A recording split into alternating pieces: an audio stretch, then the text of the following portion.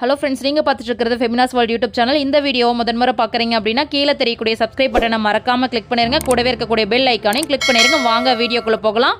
நம்ம இன்னைக்கு அஸ்தலான சக்கரை பொங்கல் தாங்க பார்க்க போகிறோம். பொங்கல் ஸ்பெஷல், அதுவும் வந்து பிகினர்ஸ்க்கு வந்து எவ்வளோ ஈஸியாக வந்து சக்கரை பொங்கல் செய்ய முடியும் அப்படிங்கிறத வந்து நம்ம இந்த வீடியோவில் பார்க்கலாங்க.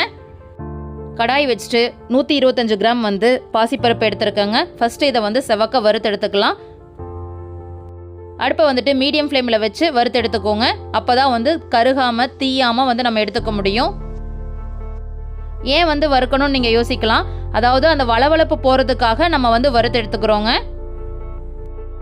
இப்போ பாருங்கள், நல்ல வாசனையோட செவக்க வந்து வறுத்தெடுத்தாச்சு. இதை டைரெக்டாக வந்து அப்போவே வந்து தண்ணியில் வந்து நம்ம போட்டுடலாம். அப்போ வந்து சீக்கிரமாக ஊறிடும். இப்போ ஒரு குக்கர் வச்சுட்டு இதில் வந்து 6 டம்ளர் அளவுக்கு தண்ணி ஆட் பண்ணிக்கலாம். நான் வந்துட்டு 1/4 கிலோ பச்சரிசி எடுத்திருக்கேங்க. பச்சரிசி பார்த்தீங்கன்னா புது பச்சரிசி அப்படிங்கிறதுனால 2 டம்ளருக்கு 6 டம்ளர் தண்ணி எடுத்திருக்கேங்க. இப்போது நம்ம கழுவி எடுத்து வச்சிருக்கூடிய பாசிப்பயிரை வந்து ஆட் பண்ணிக்கலாம். இதுவே பழைய பச்சரிசியாக இருந்துச்சு அப்படின்னா நீங்கள் கூடுதலாக 2 டம்ளர் தண்ணி சேர்த்து வைக்கணுங்க. அப்போ தான் வந்து நல்லா டேஸ்டியாக வரும். இப்போது இந்த மேலே நுர ஃபார்மேஷனில் இருக்கு இல்லைங்களா, அந்த அழுக்கை வந்து நம்ம கரண்டி வச்சு ரிமூவ் பண்ணிடலாம். பருப்பு வந்து உதிரி உதிரியாக வேணுங்கிறதுக்காக நான் 1 ஸ்பூன் அளவுக்கு நெய் ஆட் பண்ணிவிட்டு மிக்ஸ் பண்ணி விட்டுக்கிறேன். இப்போது பச்சரிசியை கழுவிட்டு ஆட் பண்ணிக்கலாம். நான் பச்சரிசி வந்து ஆல்ரெடி வந்து 10 நிமிஷம் ஊற வச்சுட்டு அதுக்கப்புறம் தாங்க இப்போ ஆட் பண்ணுறேன். ஆட் பண்ணிவிட்டு கொஞ்ச நேரம் வந்து அடுப்பை சிம்மில் வச்சு வேக விடுங்க. பாருங்கள், இந்த அளவுக்கு வந்து 3/4 பதம் அளவுக்கு வெந்துருச்சு. இப்போ நம்ம குக்கர் மூடி போட்டு மூடி வச்சிடலாம். கிட்டத்தட்ட 5 விசில் வர வரைக்கும் நம்ம வந்து வெயிட் பண்ணலாம். இந்த மாதிரி செய்யும்போது நம்ம ஈஸியாகவும் வந்து சக்கரை பொங்கல் வந்து மேட் பண்ணிடலாம். வேலையும் வந்து சீக்கிரம் முடிஞ்சிடும். விசில்லாம் வெந்து வெயிட் போனதுக்கப்புறம் நம்ம ஒரு பாத்திரத்தில் 3 ஸ்பூன் அளவுக்கு நெய் ஆட் பண்ணிக்கலாம். நம்ம குக்கரில் எடுத்து வச்சிருக்கக்கூடிய சாதத்தை வந்து கொஞ்சம் கொஞ்சமாக வந்து நம்ம கடாயில் ஆட் பண்ணிக்கலாம்.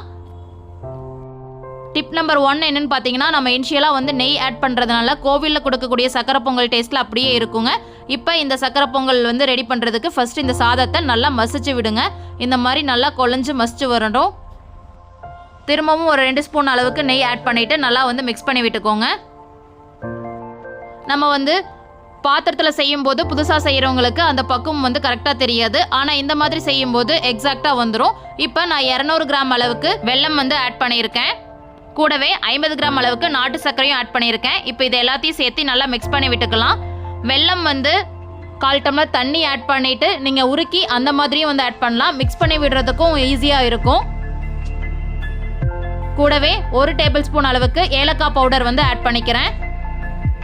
டிப் நம்பர் 2 என்னன்னு பார்த்தீங்கன்னா, அடுப்பை வந்து நீங்கள் சிம்மில் வச்சுட்டு கிளறினீங்கன்னா கரெக்டாக இருக்கும். இல்லைனா வந்து அடிப்பிடிக்க ஆரம்பிச்சிடும். அதே சமயம் கனமான பாத்திரமாகவும் இருக்கணும். 3 ஸ்பூன் அளவுக்கு நெய் ஆட் பண்ணிக்கலாம். நெய் வந்து சக்கரை பொங்கல் பொறுத்த வரைக்கும் கூடுதலாக தாங்க தேவைப்படும். இப்போது 50 கிராம் அளவுக்கு ஒயிட் சுகரும் வந்து ஆட் பண்ணிக்கலாங்க. இப்போ இது எல்லாத்தையும் சேர்த்து நல்லா வந்து மிக்ஸ் பண்ணி விட்டுக்கலாம். அடுப்பு சிம்மில் இருக்கிறதுனால மெதுவாக வந்து அந்த வெல்லம் ஃபுல்லாக வந்து கரைய ஆரம்பிச்சிடும். பாருங்கள், ஓரளவுக்கு வந்து எல்லாமே ரெடி ஆயிடுச்சு. இன்னொரு 2 to 3 மினிட்ஸ் இருக்கட்டும். அதுக்குள்ளே வந்து நம்ம முந்திரி திராட்சை எல்லாமே போட்டு பொரிச்சு எடுத்துகிட்டு வந்துடலாம். நெய்யில் போட்டு பொரிச்சு எடுத்துகிட்டு வந்துடலாம். டிப் நம்பர் 3 பார்த்தீங்கன்னா, நெய் வந்து ஆட் பண்ணுறது எந்த அளவுக்கு ஆட் பண்ணுறோமோ அந்த அளவுக்கு வந்து சக்கரை பொங்கல் ரொம்பவுமே டேஸ்டியாக இருக்குங்க. அதுவும் கோவில் ஸ்டைலில் சூப்பராக இருக்கும். இப்போது அடுப்பை ஆஃப் பண்ணிவிட்டு நம்ம வந்து பேரிச்சம்பழத்தை ஆட் பண்ணிக்கலாங்க. அதே சமயம் டிப் நம்பர் 3 பார்த்தீங்கன்னா, அடுப்பை ஆஃப் பண்ணிவிட்டு அதுக்கப்புறமா பொரிச்சு வச்சிருக்கக்கூடிய முந்திரி திராட்சையை வந்து ஆட் பண்ணிக்கலாங்க. இப்போது எல்லாத்தையும் வந்து நல்லா மிக்ஸ் பண்ணி விட்டோன்னா நம்ம ஆல்ரெடி எதிர்பார்த்துட்டு இருந்த சக்கரை பொங்கல், அதாவது தித்திக்கும் சக்கரை பொங்கல் வந்து ரெடி ஆயிடுச்சுங்க.